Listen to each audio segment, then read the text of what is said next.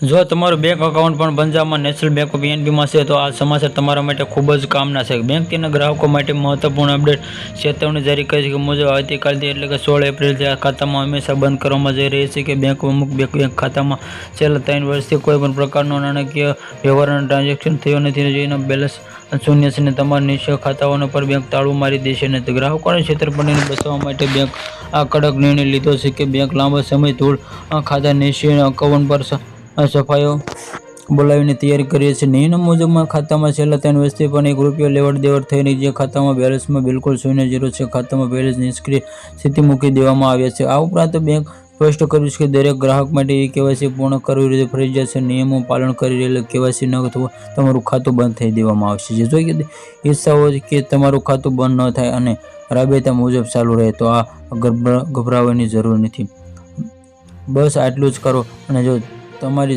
જરૂરી દસ્તાવેજ જેમ કે આધાર કાર્ડ, પાન કાર્ડ વગેરે લઈને તમારી નજીકની PNB શાખાની મુલાકાત લો અને જો ત્યાં બેંકમાં અધિકારી પાસે તમારી KYC ની પ્રક્રિયા તાત્કાલિક પૂર્ણ કરાવી લો અને KYC કરવાની સાથે જ તમારા ખાતામાં થોડા પૈસા જમા કરાવી દો જેથી તમારું એકાઉન્ટ શૂન્ય બેલેન્સ વાળું ન રહે, ફરીથી એક્ટિવ થઈ જશે।